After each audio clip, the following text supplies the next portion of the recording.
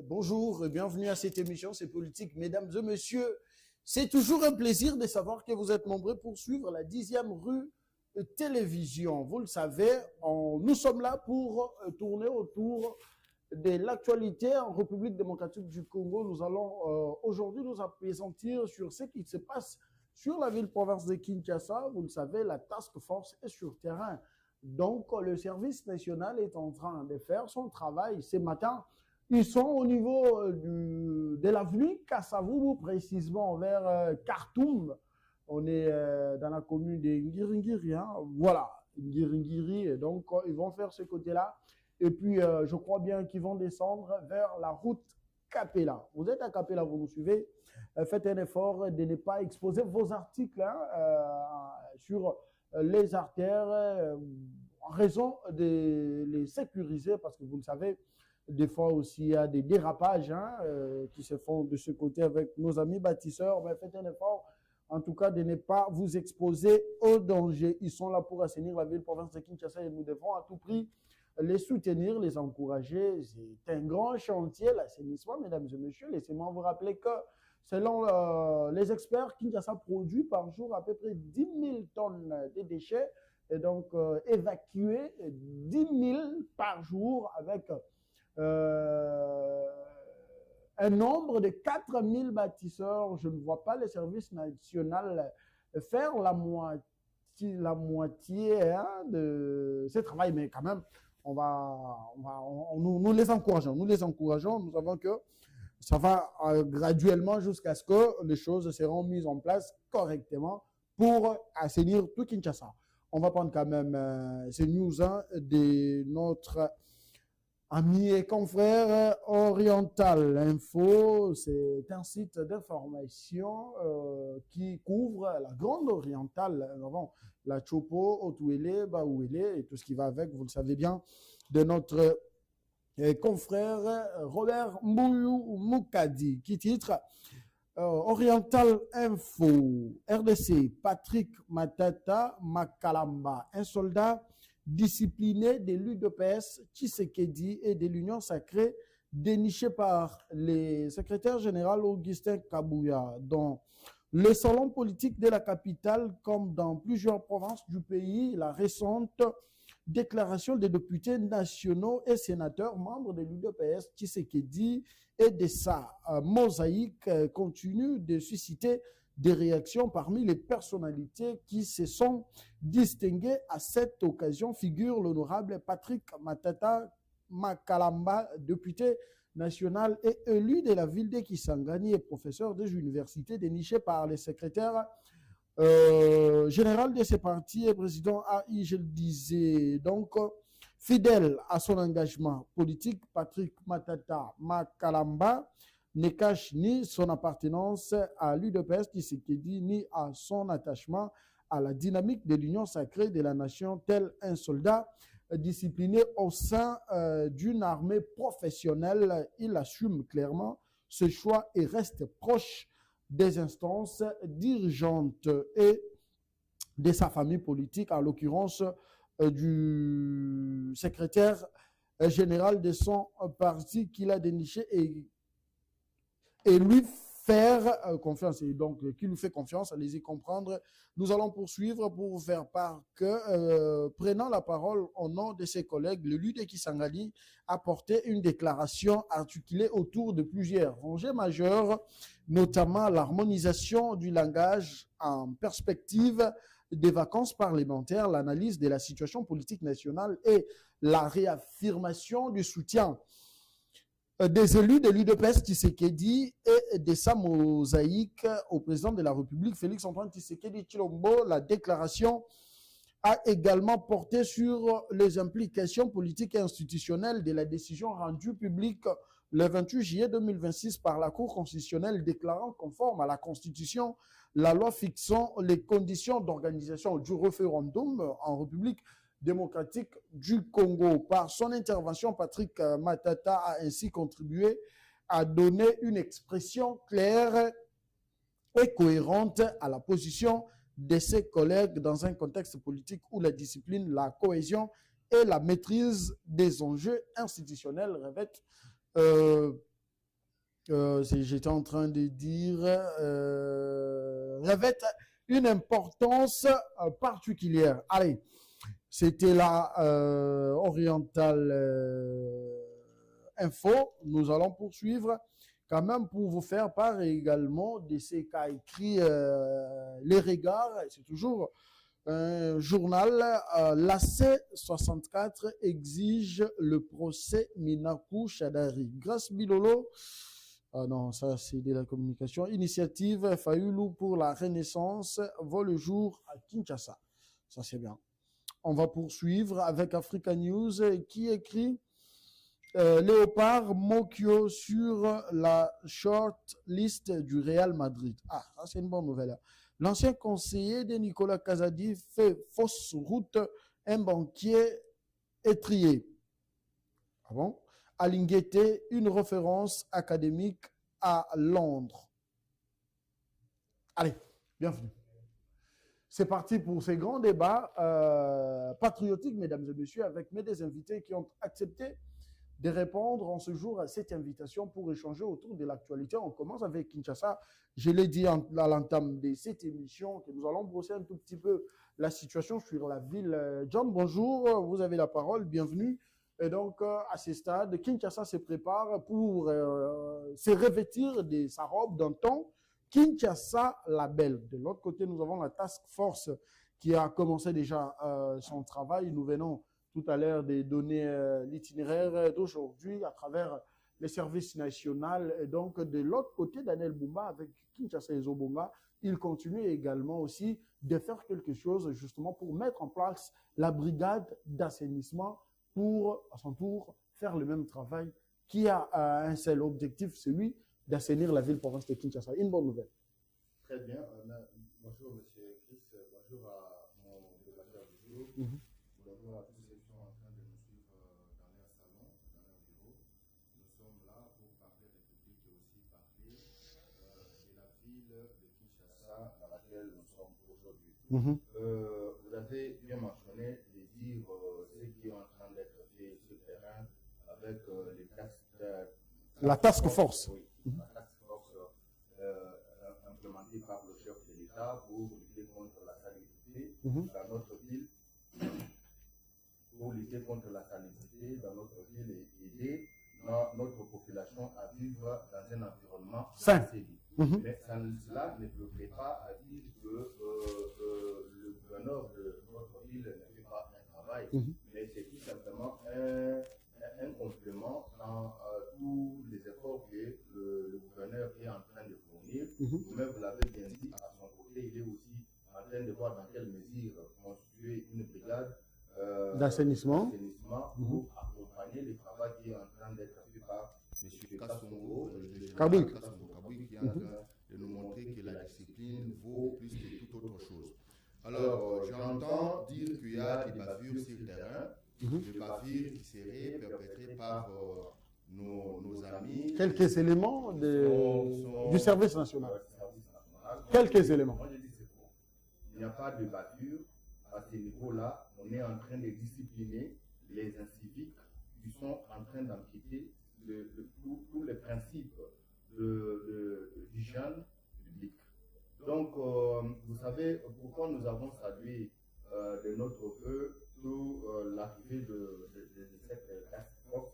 C'est parce que nous sommes dans une ville où la plupart de notre population sont têtus, vous comprenez? Alors, la population ne s'adapte pas ou n'adhère pas à tout ce qui a trait au développement ou à l'assainissement. Pourquoi vous dites ça? Monsieur le journaliste, on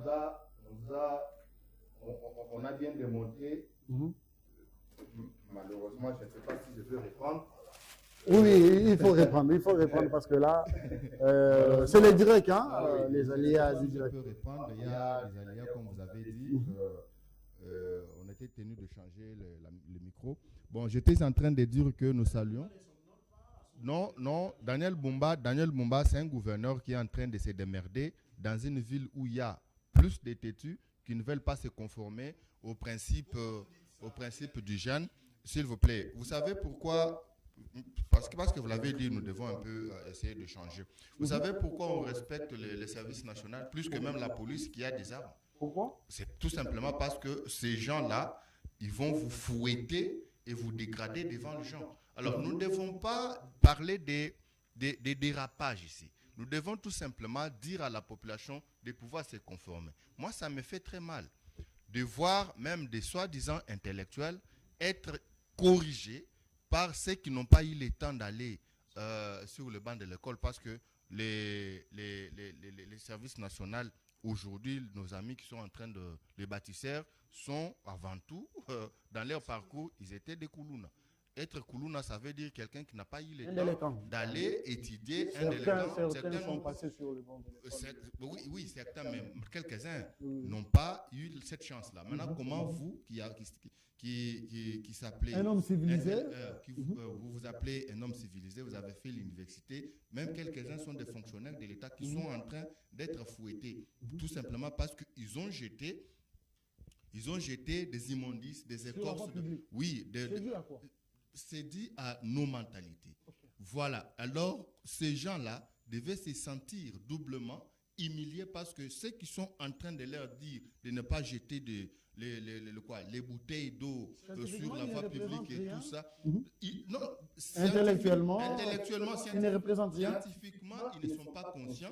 Intellectuellement, ils ne sont que les porteurs des diplômes. Parce que ce sont eux, en principe, qui devaient descendre au niveau le plus bas, c'est-à-dire administrer des leçons morales à nos amis des services nationaux.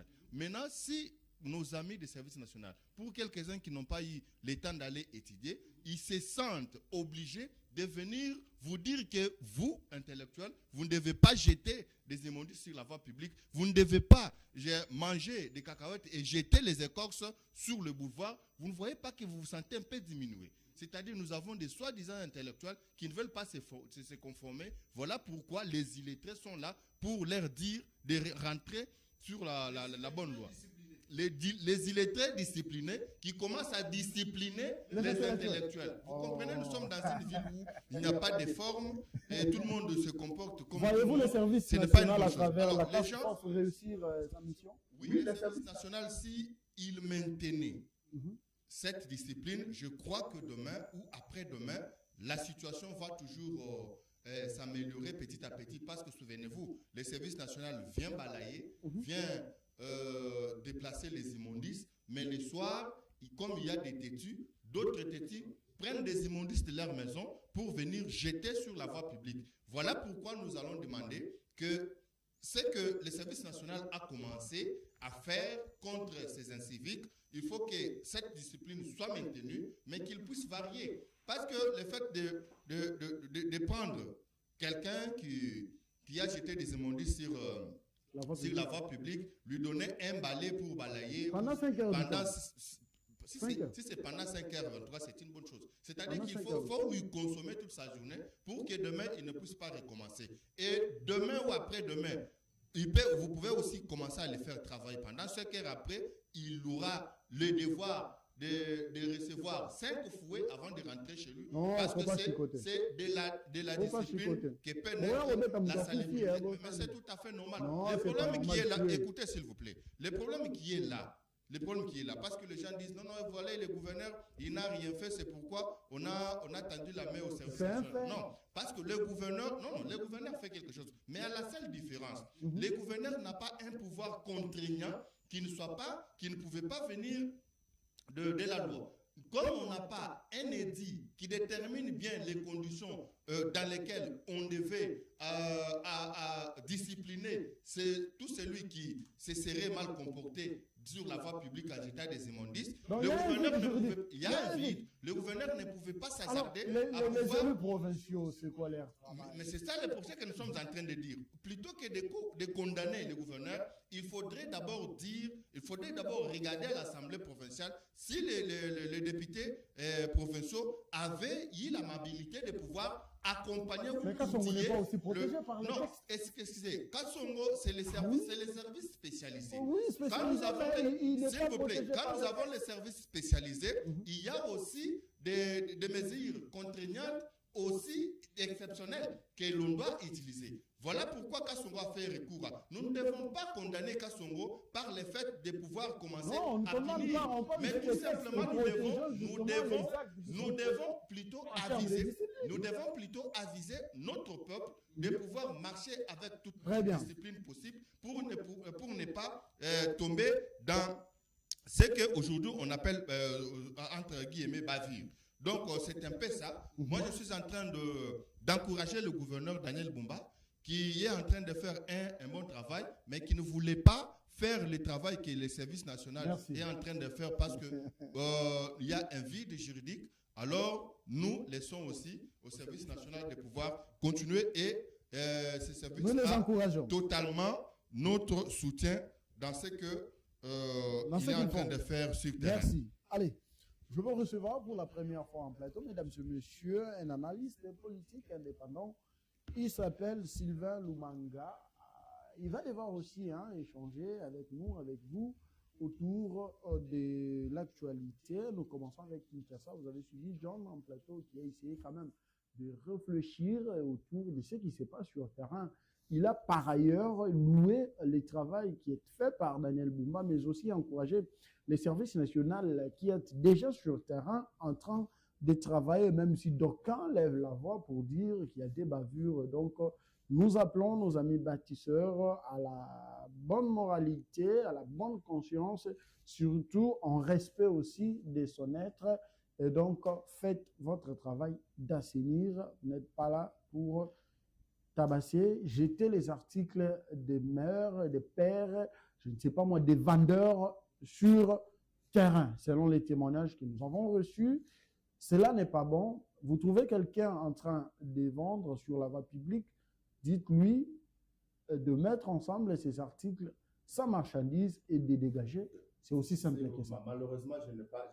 Vous voulez dire? Je voudrais dire quelque chose. Pour vous dire que, bon, vous avez raison d'un côté, mais de l'autre, vous n'en avez pas. Vous voyez, moi, je prends un exemple de ce qui se passe sur Pascal. On a déjà dit aux vendeurs de ne plus exposer leurs marchandises sur la voie publique. Mais par la têtutesse, les gens continuent à venir. Vous comprenez, ils ont même changé la formule. Au lieu d'étaler la journée, ils attendent que 18h, qu'après 18h, pour qu'ils puissent commencer à le faire, parce qu'après 18h, il n'y a plus le service national à ces endroits-là. Alors, aussi, le matin, à partir de 5h jusqu'à 6h, ils font la même chose et les immondices restent sur le terrain. Voilà pourquoi lorsqu'on vous attrape, c'est après avoir fait une sensibilisation, mais malheureusement, il n'y a pas de résultat. C'est pourquoi ils sont poussés à pouvoir confisquer les marchandises des vendeurs têtus. Il y a un téléphone qui dérange là. Hier de nous arrêter ça. Allez, très bien. Merci beaucoup. C'est le direct de votre émission, mesdames et messieurs. Bienvenue et bon début de semaine à vous tous qui nous prenez en cours de diffusion. C'est votre émission, c'est politique. Merci à la grande équipe. Il y a Charlie Kitenge, puis Germain Kémé qui sont là pour assurer la réalisation de cette émission. Je le disais, Sylvain, bonjour et bienvenue.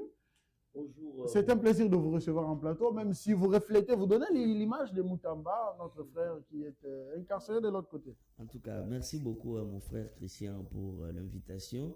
Je salue aussi mon co-débatteur John avec qui nous allons partager ces temps d'antenne. Mais avant que j'entre dans le vif du sujet, bon, vu que vous avez évoqué le cas de Moutamba, oui, certains me confondent à lui.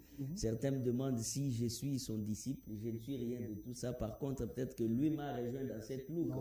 Moi, j'ai commencé ça depuis mes études universitaires. J'ai laissé déjà mes cheveux comme ça. Ça a coïncidé que lui a été promu à de hautes fonctions de responsabilité avant qu'on me découvre que moi aussi j'ai une longue chevelure. Et donc, vous êtes à l'aise avec ça? Très à l'aise, très à l'aise. C'est mon style depuis des années. Vous êtes à l'aise? Très à l'aise là. Madame vous tresse? Oui, elle s'y... On vous tresse? Non, on ne me tresse pas. Au moins, elle me peigne et elle me soigne ça. Mais les enfants aussi touchent à ça? Oui, ils touchent, ils jouent avec ça. C'est la look de leur père. Et d'ailleurs, mon fils a aussi beaucoup de cheveux. Ah, ça c'est bien. Ok. C'est bien d'avoir beaucoup de cheveux. Merci beaucoup. Nous, on n'en a pas. J'aurais aimé être comme vous, mais malheureusement. Oh, moi également, j'aurais aimé être comme vous. Allez, on Et s'admire, donc, c'est pas un problème. Allez, merci de nous suivre. Ok, merci. Avant d'aborder le vif du sujet, permettez que je puisse placer 2 mots sur des sujets qui déflorent la toile. D'abord, le premier, c'est celui qui parle de la sécurité routière, qui est une exigence. On n'en disconvient pas. Aujourd'hui, le gouvernement provincial de la province de Kinshasa, lance encore un contrôle forcé. Après 6 mois, on a fait face à un contrôle technique forcé, d'où nous n'avons pas vu tous les véhicules accéder à la fourrière pour être contrôlés techniquement. On a vu des cadavres roulants qui continuent de rouler sur la province de Kinshasa. Mais 6 mois encore plus tard, on nous relance encore cet même exercice. Et pendant quelle période? Surtout cette période où les parents s'apprêtent à faire face à la rentrée scolaire. Le coût que ça fait d'abord sur différents ménages, c'est l'hécatombe. D'abord, nous avons un sérieux problème dans la ville, le coût du panier de la ménagère qui pose problème. Et vous multipliez encore d'autres situations contraignantes auprès des usagers de la route ou des propriétaires de véhicules, avec une taxe allant de 30 à 80 dollars pour un contrôle technique. On justifie cela sous prétexte que... Pas 30. J'estime de 30 à 40. Non, des 72 dollars à 80 dollars. Imaginez-vous. 90 dollars. Imaginez-vous. C'est trop, c'est trop. Et il justifie cet argumentaire sous prétexte que la sécurité routière. Est-ce qu'il y a la sécurité routière ici à Kinshasa? Tous les véhicules à Kinshasa sont chrétiens, même le véhicule officiel de l'État. Tous les véhicules sont chrétiens. Je me demande de quelle sécurité routière on veut nous parler ici. Il y a des accidents chaque jour à Kinshasa. Dans différents coins et recoins de la capitale, il y a des accidents. La sécurité routière, il n'y en a pas. On venait de faire un contrôle technique il y a pratiquement 6 mois passés. On nous balance un autre qui commence aujourd'hui. Pourquoi? C'est pour plonger encore la ville dans une crise. Parce que d'abord, les chauffeurs qui font, je dirais, les transports en commun, ils sont exemptés. Oui, non, ils sont exemptés. Bon, si ce sont des personnels, personnellement, ça va réduire la circulation, bien sûr, mais ça va créer encore une crise au sein de la ville. Une crise sociale, pourquoi? Parce que quand les gens ne voudront pas se déplacer, pourquoi? Parce qu'ils ne se sont pas procurés de quoi? Ils n'ont pas été contrôlés techniquement. Excusez, il y a même... Oui. Vous voulez parler d'une mesure qui a été prise partiellement, d'une loi partielle? Oui, justement, je ne sais pas si c'est une loi partielle, je ne me suis même pas intéressé, mais je me suis contenté à lire le communiqué je crois, du ministre provincial du transport. Voilà. Jésus Noël Chegué. Oui, je me suis contenté à lire son communiqué qui relance les contrôles techniques à dater du 10 août. Mais j'ai essayé de faire le tour des centres de fourrière de la province de Kinshasa. Mais il n'y a pas de vignettes à livrer. Il n'y a pas de vignettes à livrer. Les véhicules sont en difficulté de s'approvisionner. Pourquoi? Parce que les vignettes ont été délivrées au récent contrôle technique qui a été effectué sur la ville. Mais le même gouvernement provincial, qui sait qu'il est en rupture, lance un contrôle technique. Bon, dites-moi, on va être contrôlé techniquement où? Pendant ces temps, la province de Kinshasa fait face à une recrudescence très criante de l'insécurité, mon frère. On tue, on enlève. Il y a d'autres, on connaît leurs identités. D'autres, on n'arrive même pas à connaître leurs identités. Ils disparaissent dans la nature. Il y a des braquages. Il y a des bandits main armés. Donc, l'insécurité est devenue généralisée sur la province de Kinshasa. Mais c'est ça les priorités qu'on devrait d'abord se concentrer. Et non relancer encore les contrôles techniques pendant que le pays fait face à des défis énormes à relever.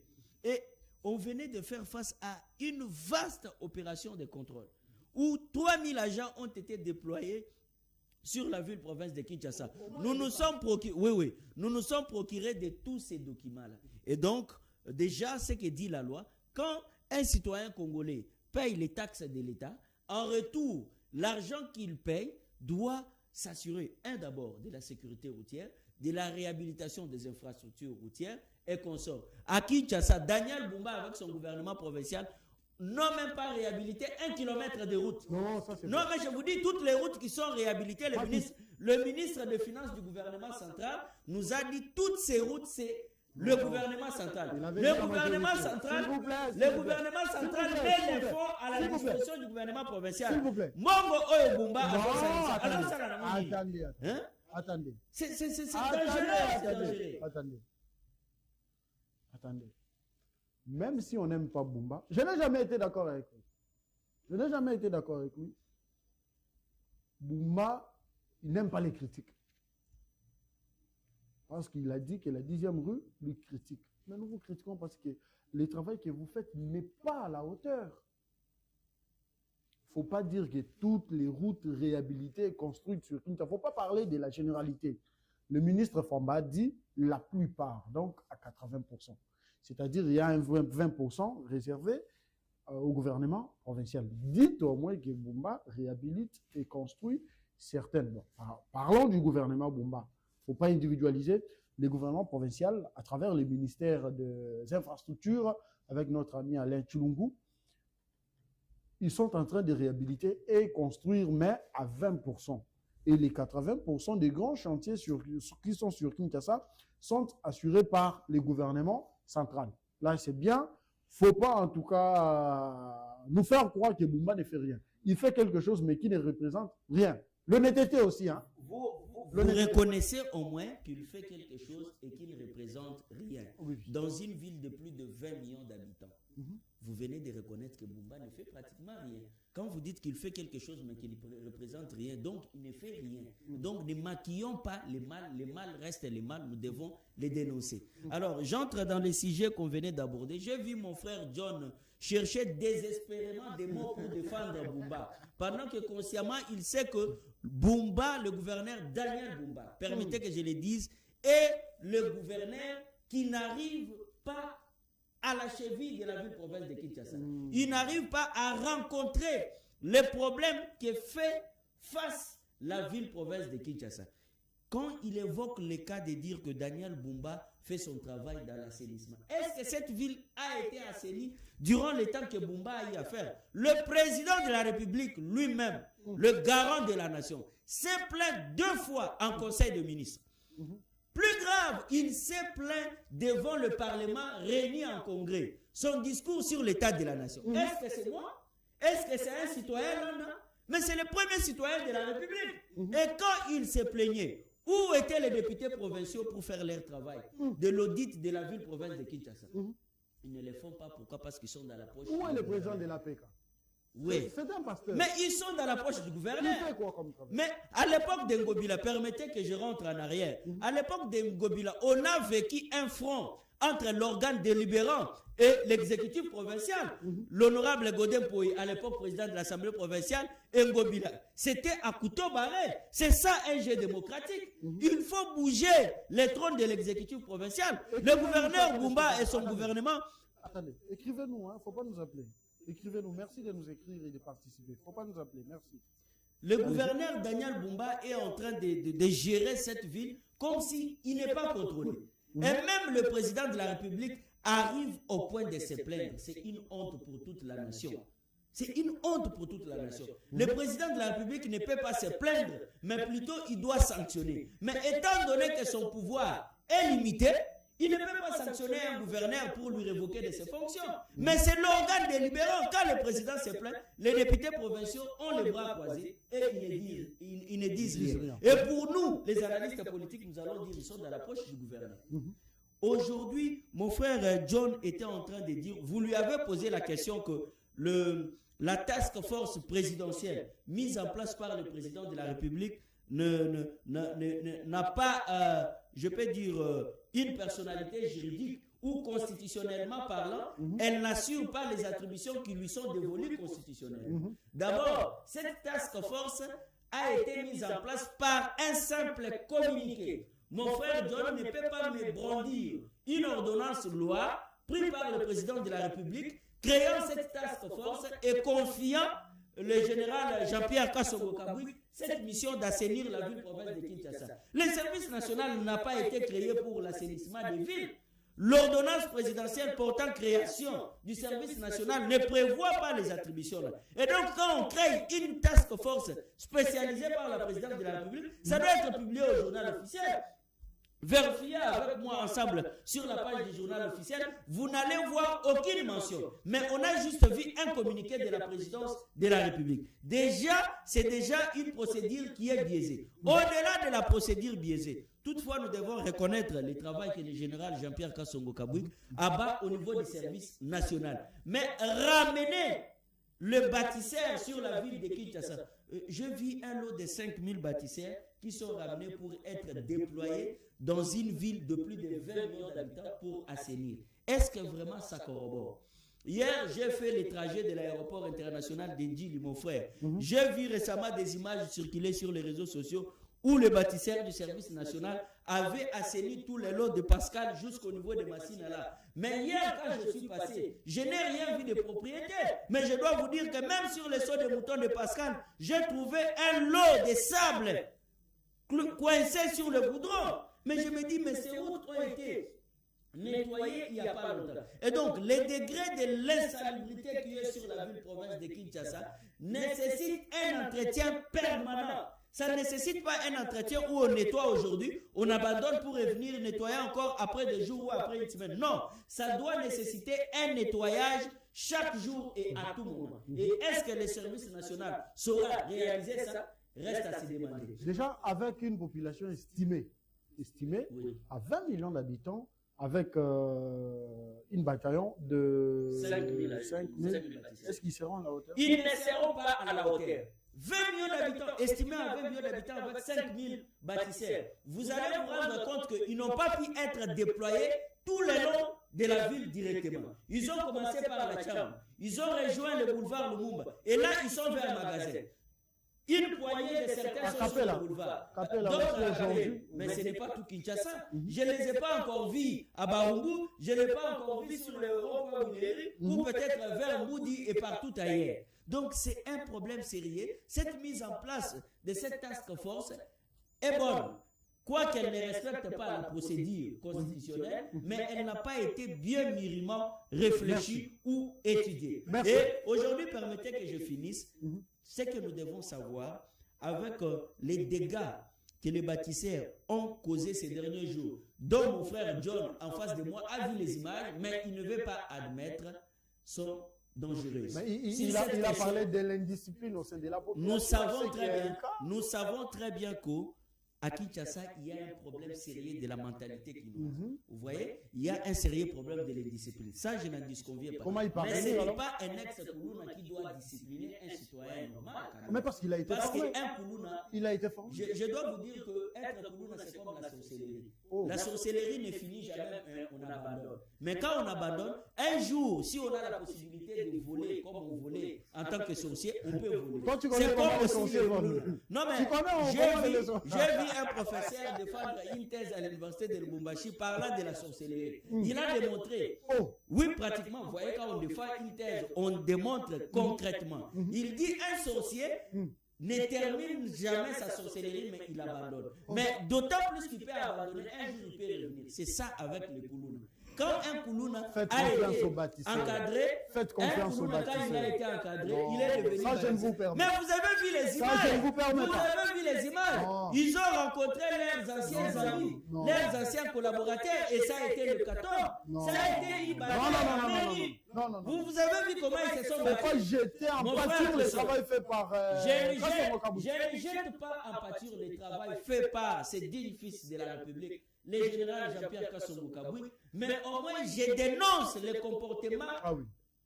comportement teinté de banditisme de Koulouna. Ils nous ont montré que l'esprit Koulouna n'a pas encore quitté leur venin. Il demeure. Merci. Et donc, cette question doit être retravaillée pour que les habits que nous avons connus récemment ne puissent pas se répéter.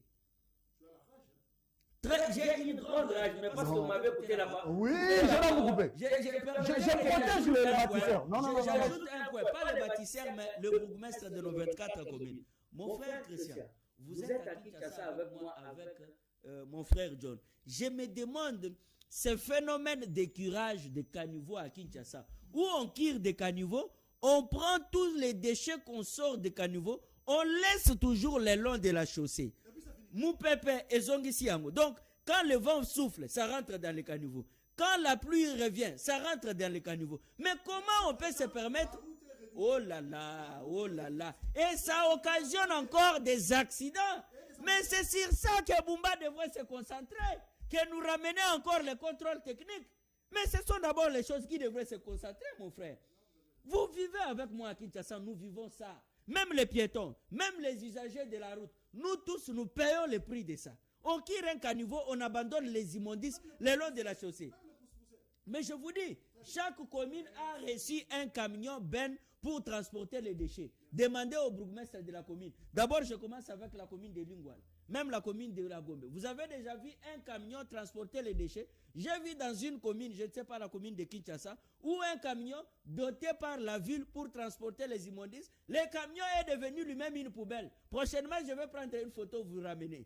Le camion est devenu une poubelle stationnée dans la cour de la commune. Oh là là, c'est dommage vraiment. Osaka maîtrisable. Allez, vous avez la parole, John. Et puis on va prendre la deuxième thématique. Ah, mon ami, merci beaucoup de Sylvain. me donner. Mon ami Sylvain a parlé de beaucoup de choses.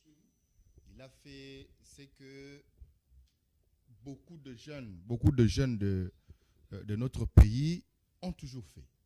C'est-à-dire jeter un discrédit total sur son pays et vendre mal son image. Surtout si cette émission sera vue à l'international, les gens vont voir que dans la République démocratique du Congo, c'est l'hécatombe, rien ne marche, il y a l'insalubrité un peu partout. Il a pris tout son temps à pouvoir charger l'État. Mais je n'ai pas vu quelque part, même en une seule seconde, condamner les comportements inciviques de la population. Il a pris tout son temps, le gouvernement est mauvais sur tous les plans. Il parle, Mbumba ne travaille pas bien dans un pays, dans une ville de plus de 20, estimée à plus de 20 millions d'habitants et tout ça. Mais plus de 20 millions d'habitants, est-ce que lui-même sait que cette population-là n'a pas une mentalité de payer des impôts et des taxes? Et la ville doit survivre comment? La ville doit avoir les moyens de sa politique comment? Si nous avons beaucoup de gens qui ne sont pas civilisés à pouvoir payer les impôts et les taxes. Donc il faut capitaliser ça. Lorsque vous parlez, vous dites vous êtes analyste, mais un analyste doit trouver de l'équilibre dans ce qu'il dit, doit pondérer certaines choses. Mais nous nous retrouvons devant un opposant acharné contre le gouvernement. Notre ami dit, le président s'était plaint devant le Parlement réuni en congrès. Non, ce n'est pas ça. Le président de la République ne s'était pas plaint devant le Parlement réuni en congrès lors qu'il s'était agi de son discours sur l'état de la nation. Le chef de l'État avait plutôt fait un constat, je l'avais dit à l'époque, il avait plutôt fait un constat de l'état de lieu de la politique de salubrité dans la ville. Et l'État avait dit, le chef de l'État a été parti jusqu'à dire que ces niveaux d'insalubrité dans notre ville demandent à l'intervention du gouvernement central. Parce que seule la province, de la ville-province de Kinshasa ne saura pas. C'est ça ce que le chef de l'État l'avait fait. Et voilà ce qui a fait que nous puissions vivre aujourd'hui la task force de nos amis du service national. Le chef de l'État est resté logique et il ne s'était pas plaint. Il avait fait tout simplement l'état des lieux. L'ami dit, parle de contrôle technique, nous sommes à une étape où il faut laisser la liberté. Moi, je ne voudrais pas, je ne sais pas comment nous amenons notre réflexion. Parce que dans d'autres pays, vous trouverez un chauffeur, un propriétaire d'un véhicule, apporter son véhicule dans les trucs là pour faire le contrôle technique. C'est-à-dire, il doit se rassurer si son véhicule est en bon état. Vous comprenez? De lui-même, sans être forcé par les gouvernements. Maintenant, les gens confondent les choses. Les gens confondent les choses. Vous gardez la parole. Sur ces points, moi, je donne raison à mon frère Sylvain. Il a parlé des cadavres roulants. nous avons une loi partiale qui a été mise en place par les ministres provinciaux de transport. Comme quoi, les usagers, c'est-à-dire tout citoyen qui a un véhicule, ou soit un véhicule privé, est soumis au contrôle technique. Mais ceux-là qui ont des véhicules, qui font le transport, ne sont pas soumis au contrôle public, alors que ces derniers sont mis à la disposition de transporter le peuple. C'est exposé en même temps aussi cette population. Le premier qui devrait commencer à passer au contrôle technique, ce sont les véhicules qui transportent les citoyens. Mais ce n'est pas de son avis. Lui d'abord critique le fait qu'il y ait d'abord le contrôle technique. Il critique le fait, s'il vous plaît. Le fait en 6 mois aussi, nous avons échangé avec les gens qui sont à l'extérieur du pays. Même en France, on ne fait pas les contrôles après 6 mois. Et puis, nous confondons. Et puis, ça a été revu à la hausse, de $60 à $70. Nous confondons le rôle de ces services-là chargés de faire le contrôle technique. Aller au contrôle technique, ça ne veut pas dire que vous amenez votre véhicule au garage. Vous comprenez? Les contrôles techniques vous servent tout simplement à dénicher le panne qu'il y a. Et là-bas, on vous fait une recommandation d'aller réparer votre véhicule. Lorsqu'il dit que le cadavre est roulant, alors qu'ils sont passés au contrôle technique. Non. Il parle des transports en commun. Elle ne passe jamais au contrôle technique. S'il vous plaît, non. Les transports en commun, c'est ça ce que j'ai dit, que nous avons une mentalité nuisible contre nous-mêmes. Vous comprenez? Parce que tout ce que le gouvernement est en train de faire, nous ne voyons pas son côté salvateur. Nous voyons tout simplement l'autre côté pour pouvoir faire du populisme.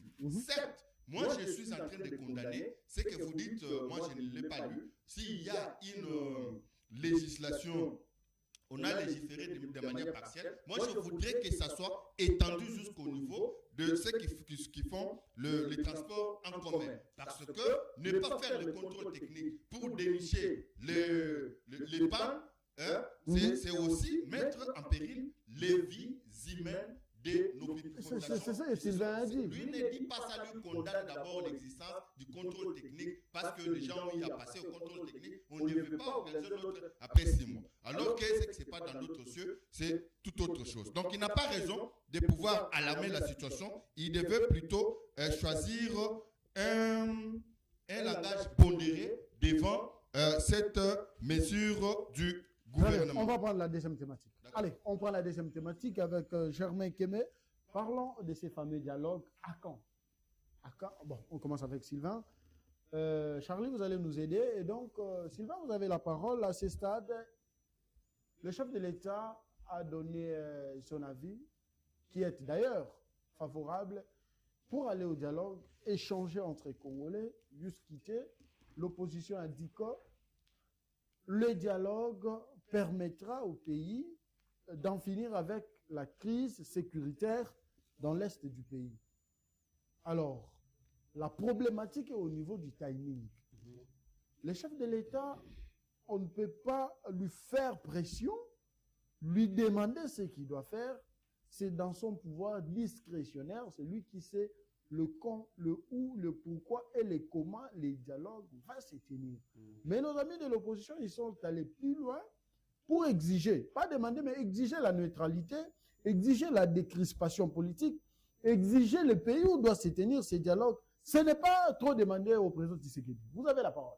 Merci mon frère Christian de la question. Avant d'aborder la question, permettez-moi de rebondir 1 minute sur ce que mon frère John venait de dire. Mon frère John doit savoir que en une phrase, ce qu'il faut dire sur la gestion de la ville-province de Kinshasa, il y a absence de l'autorité de l'État. Il y a une léthargie dans la prise de décision. Mon frère John, peut-être, il ne sait pas, je lui demande de lire. Le budget annuel du gouvernement provincial de Kinshasa est évalué à 1,111 milliards, soit une mobilisation des recettes de 92 millions de dollars américains le mois. Il a évoqué le cas de dire que la population ne paye pas les taxes. C'est faux. Dans une ville, en République démocratique du Congo, les grandes villes sont les villes où la population est tellement contrainte à payer des taxes. Ici, à Kinshasa, à Lubumbashi, tout comme à Kolwezi, voire même à Goma, parfois les investisseurs fuient même de venir investir plutôt. Les jeunes entrepreneurs ont du mal à s'épanouir face à des taxes à tout moment. Des taxes annuelles, des taxes mensuelles et consorts. Ici à Kinshasa, les marchés d'abord. À l'époque, le marché de chaque commune devrait verser la taxe à la commune. Mais cette fois-ci, tout a été changé. Le bourgmestre récolte tout, il envoie à l'hôtel de ville.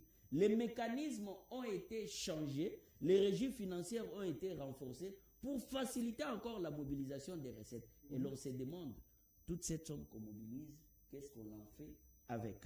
Et voilà, je ne vais pas beaucoup s'atteler sur ces sujets. J'aimerais dire une dernière phrase. Il a parlé de mamans maraîchères qui vendent au niveau de Pascal et ailleurs. Quand aujourd'hui les services nationaux chassent ces mamans-là, elles vont aller vendre où? Parce qu'il n'y a pas de marché. Quel marché? Donc logiquement, on doit les laisser. Il y a pas, non, attendez. Il faut, avant de les déloger, il faut les doter une place, un marché. Vous les délogez pour les envoyer où? Ils ont des familles. Ce sont des parts de famille. Non, le président de la République... moi, je suis en train de finir ma phrase. Le président de la République avait dit, quand il y avait eu l'acharnement sur l'ancien ministre des Finances, quand il a été traité de tous les noms d'oiseaux qui volent dans les airs, le président de la République avait dit, ah, un père de famille, j'étais en pâture comme ça. Lui, c'était un père de famille. Mais les mamans maraîchères qui nous vendent les bites et tout ce qu'elles vendent là, ne sont-ils pas des mères ou des parents de famille? Quand on les chasse de là, ils vont aller où? Et prenons le temps de demander à ceux qui vendent. Moi, j'ai déjà demandé, je finis. Moi, j'ai déjà demandé à un vendeur ambulant au niveau de Rond-Point Victoire. Il vendait le pièce de rechange des téléphones sur la chaussée. Je me suis arrêté, je lui ai demandé, mon frère, vous ne voyez pas que vous avez mis votre table dans la principale? Un véhicule peut perdre le contrôle ici, vous rossez et vous tuez. Il dit, je lui ai dit, il y a un marché ici où tu ne peux pas entrer au marché. Il m'a dit, moi je suis un vendeur de revendeurs. Dans les grands marchés, là, quand est-ce qu'on viendra m'acheter? Les gens, quand ils entrent dans les grands marchés, ils vont chez les gens qui vendent en gros. Nous, les revendeurs, tout ça, l'État doit réfléchir comment mettre tous ces gens-là à la Vous n'avez pas raison. C'est la responsabilité de l'État. L'État ne peut pas fuir ses responsabilités. Vous n'avez pas raison. Parlons dialogue. Le C64 se déchire aujourd'hui.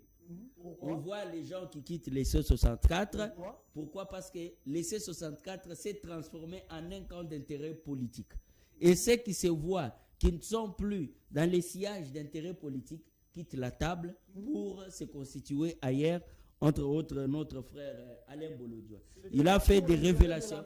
Il a fait des révélations scandaleuses. Certes, au départ, ça pouvait être pour l'intérêt de la nation. Le président de la République est un grand stratège. Ça, on le reconnaît. Il a joué à sa stratégie et cette opposition qui est non armée, aujourd'hui, quand elle participera au dialogue, elle aura un seul langage, être derrière le président de la République pour faire un front commun contre l'ennemi de la République qui est en train de nous agresser dans l'Est.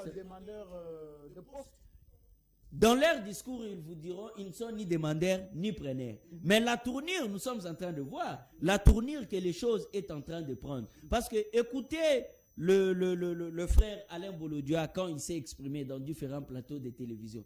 Il a mis sur table tout ce qu'il ne voyait pas, tout ce qui n'était pas dans leur agenda est devenu aujourd'hui leur agenda.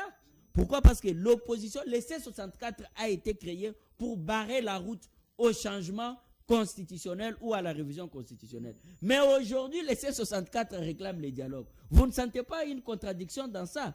Le président de la République a joué sa carte. Il a joué ce qu'on dit carte sur table. Évariste Ndayishimiye est venu ici.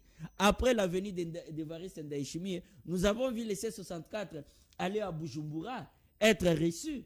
Après, le président de la République a reçu les confessions religieuses, entre autres la Senko et l'ECC. Après, nous avons vu le cardinal Fridolin Ambongo, qui a toujours eu un langage vociférant à l'égard du pouvoir, parler devant la caméra de la presse présidentielle, tout souriant, saluant l'initiative du président de la République. Il y a eu à boire et à manger que vous et moi, nous ne connaissons pas, mais que Eux savent, voyez-vous. Et donc, l'opposition est en train de se transformer en pouvoir. Donc, moi, je suis en train de constater que les 164 va devenir comme Adolphe Mozitu, qui est un opposant au pouvoir. Avez-vous déjà vu un opposant au pouvoir?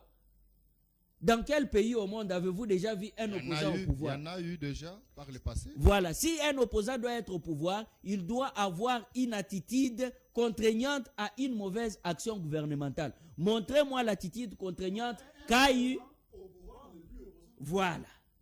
Non, parce que certains se disent qu'ils font l'opposition républicaine.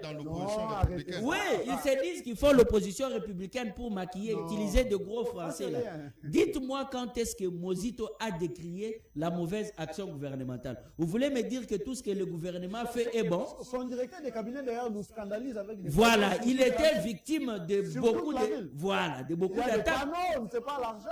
D'abord, il était victime de beaucoup d'attaques. C'est ça la politique politicienne à la congolaise. Donc aujourd'hui, le C64 est en train de perdre sa crédibilité et sa notoriété. Parlons du timing du dialogue.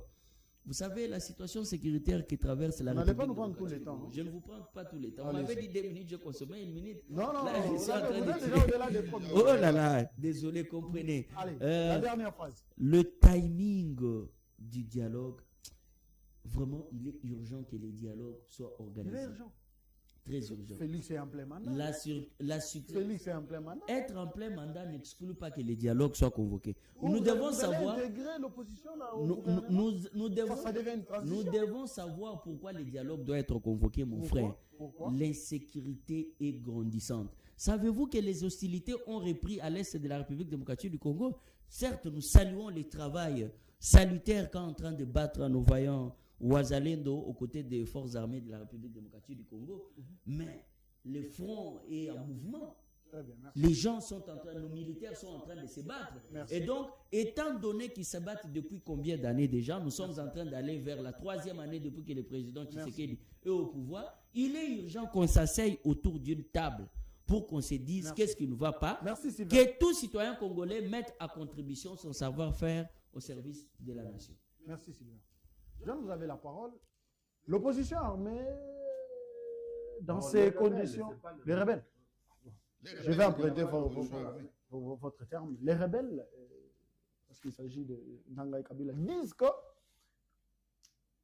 qu'il faille d'abord barrer la route à la loi référendaire qui balise les chemins vers le changement de la Constitution et passer à la décrispation politique. Surtout les timings, il est impératif. Il faut à tout prix tenir les dialogues dans un avenir proche. Monsieur le journaliste, je suis en train de dire que sur ces points-là, les seigneurs de guerre, M. Nanga et son collègue Kabila n'ont pas de leçons à donner à la République démocratique du Congo. D'ailleurs, ce n'est pas pour la loi référendaire qu'ils avaient touché à des armes, parce qu'en 2024, quand M.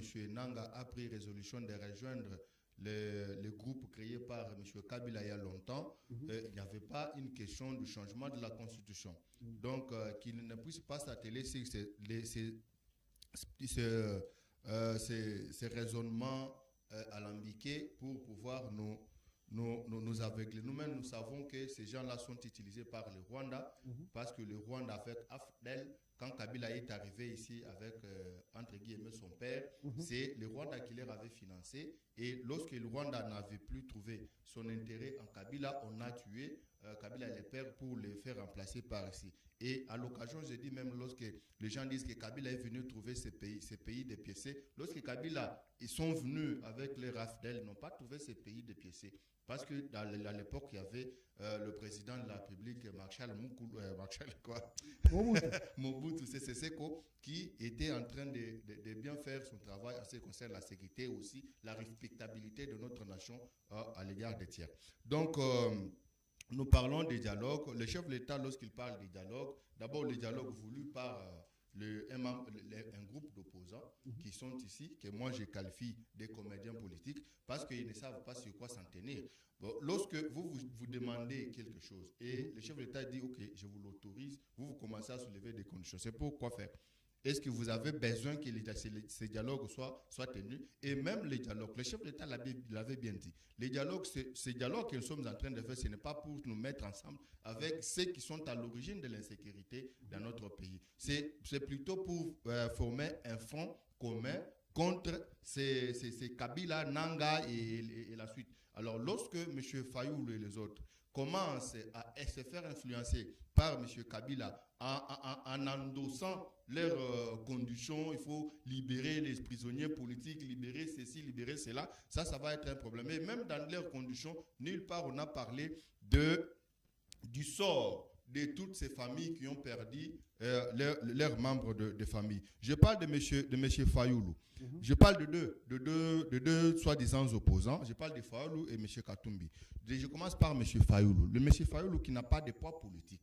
Parce que si nous voyons sur l'étendue, s'il vous plaît, le poids politique que Fayoulou s'était tapé à l'époque, lors des élections de 2018, c'était le poids politique lui prêté par les autres. Nous avons Bemba et les autres lui avaient prêté ces poids politiques-là. Parce qu'en lui-même, jusqu'en déposant la candidature en 2018, son parti n'était pas sur tout l'étendue du territoire national. Là, nous devons, toute l'étendue du territoire national, nous devons en être un peu sûrs. Alors, autre chose. Maintenant, aujourd'hui, les gens rêvent de voir M. Fayoulou devenir Premier ministre. Non, ces dialogues ici, ça sera au bénéfice du chef de l'État parce que même Machiavel l'a dit, on doit travailler pour les faibles, mais pas les rendre un peu forts. Et même Machiavel lui-même continue pour dire que tout prince qui rend l'autre puissant travaille contre sa propre ruine. Comment le chef de l'État peut donner la primature à un membre de l'opposition pour se faire de l'argent et aussi parvenir à installer son parti politique un peu partout et demain se tourner contre lui. Donc on ne peut pas faire ça. Tous ceux qui pensent que Fayoulou va devenir chef de le Premier ministre, ils doivent enlever ça de leur tête. Nous parlons de M. Katumbi. Katumbi qui n'a pas de position. Tantôt, il est dans la rébellion, il soutient la rébellion. Katumbi lui-même a dit qu'on ne peut pas condamner le Rwanda qui est derrière cette agression. Et dans l'entretemps, il est opposant, il doit continuer à... Non. D'ailleurs, il s'est toujours dit intellectuel, plus intelligent, mais lorsque vous tendez le micro à M. Katumbi, il a toujours dessus. Vous comprenez? Je ne vais pas entrer en détail, mais tout simplement pour dire que l'opposant farouche, c'est celui qui est dans la rébellion aujourd'hui, c'est M. Kabila. Pourquoi j'ai dit le seul opposant de Tshisekedi, c'est M. Kabila? Parce que Kabila a un carnet d'adresse que Fayoulou n'a pas, que M. les autres là n'ont pas. Il a les moyens. Le carnet d'adresse, c'est-à-dire que les entrées et les sorties au niveau international, il sait par où toquer pour compliquer les choses à Tshisekedi. Donc Félix Tshisekedi ne s'est jamais mesuré en face de M. Fayoulou qui ne représente absolument rien. Mais seulement on va faire ces dialogues-là. S'ils veulent que ces dialogues soient tenus, ils doivent aussi assouplir leurs conditions pour que les choses puissent bien aller. Ça en est fini pour ce premier numéro de la semaine, mesdames et messieurs. C'était un plaisir de savoir que vous étiez nombreux en train de nous suivre. Merci pour cette attention soutenue. Merci pour cette confiance renouvelée. Merci à la 10e rue. Merci au directeur général, M. Jean-Pierre Kambaye. Merci à Charlie Kitenge. Merci à Dieudonné Massounda, le directeur du programme. Merci à Germain Kémé. Et surtout, Charlie, c'était la 16e édition du Festival international des étoiles, FIET, avec Serge Kémé. Tu étais là, non? Allez, ça s'est bien passé. À la 10e minorité représentée. 11e. Oh, c'était la 11e édition. Je n'ai pas de précision, moi. Bon, Fanny Mouika me dit que c'était la 11e édition. Et donc, Fanny Mouika, merci de nous assister. Merci à John d'être là, les défenseurs de la ville. Non. Allez, merci à Sylvain d'être là. Donc, c'est une première. Je crois que les portes sont grandement ouvertes. Merci beaucoup. Venez à tout moment. Cette intelligence doit être vendre. Nous devons la vendre. Et puis, c'est très importante et ça serait important pour la population. surtout les jeunes comme nous. Merci de nous avoir suivis. À ce chapitre.